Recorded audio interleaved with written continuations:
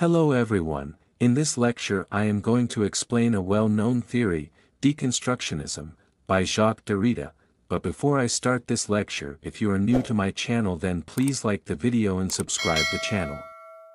Let's start it. What is Deconstructionism?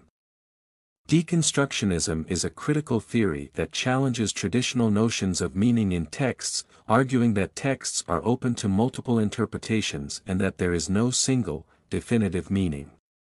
What does it mean? It means that it is a literary theory presented by a French philosopher, Jacques Derrida. Actually, this is very concise definition of this theory that it is nothing but a theory that goes against the traditional notion of meaning in the text. Basically, there must be a question in your mind that what the traditional notion of meaning was. So let me tell you in simple words that it was assumed that there was a single, correct or intended meaning that could be objectively determined. Actually, this approach emphasized the authority of the author and the stability of the text, viewing it as a fixed object with a clear and unchanging meaning. In other words, you can say that it was traditionally assumed that meaning of the text is constant and it can be interpreted objectively. But this theory goes against it, and it claims that a text is open to multiple interpretations, and its meaning can't be constant or objective. I think you are not getting the point. Let me tell you the main points of this theory, then you will understand it. The first important point is textual instability.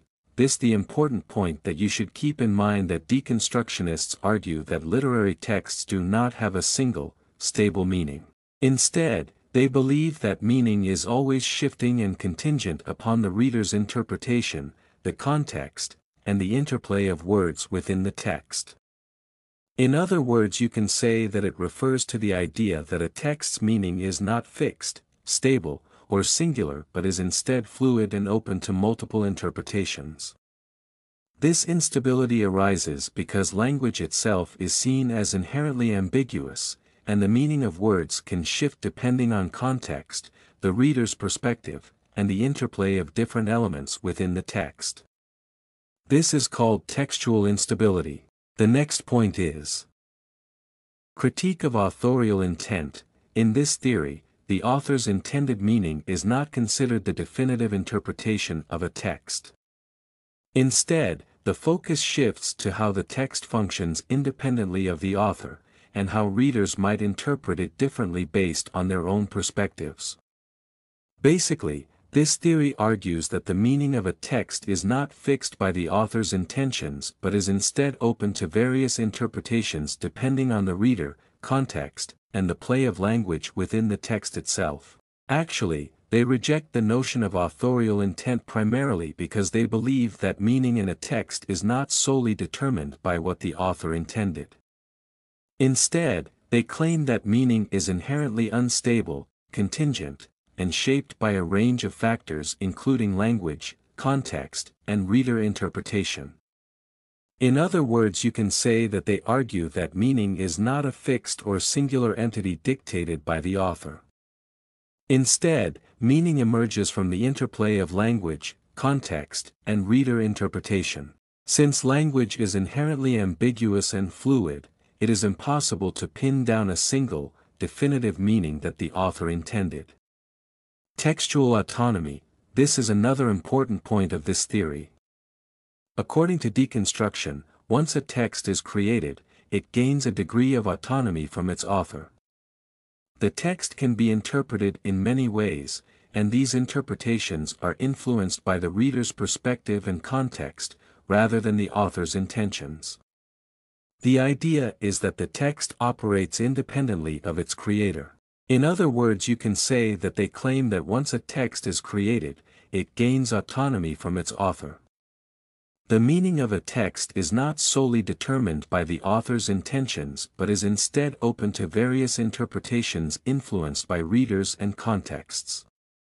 You should keep in mind that they argue that a text should not be interpreted solely based on the author's intentions. Once a text is published or presented, it exists independently of the author's personal thoughts, desires, or contextual motivations. The text's meaning is not confined to what the author originally intended to convey but can evolve through the interactions between the text and its readers. Textual autonomy allows for multiple, often conflicting interpretations of a text.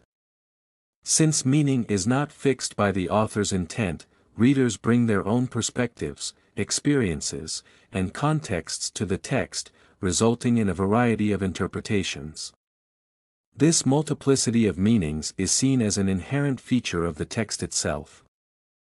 Undermining binary oppositions. This is another main point of this theory, that it undermines binary oppositions. If you don't know, let me tell you about it in simple words. Binary oppositions are pairs of related concepts or terms that are thought to be opposite in meaning. These oppositions are fundamental to many systems of thought, particularly in Western philosophy, language, and culture. Simply, you can say binary oppositions consist of two terms that are understood to be opposites, like good and evil, light and dark, black and white. You can see these terms are in contrast to one another. This is called binary opposition. Basically, deconstructionism undermines binary oppositions because it reveals them to be artificial, hierarchical, and dependent on each other in ways that undermine their supposed clarity and stability. Actually, such concept is central to Western thought, where one term is typically privileged over the other. Deconstruction shows that binary oppositions are not truly independent but are interdependent. For example, the concept of good relies on the concept of evil to have any meaning, and vice versa. Without one, the other cannot exist. I hope you have enjoyed this lecture, but please don't forget like and subscription to my channel. Thank you.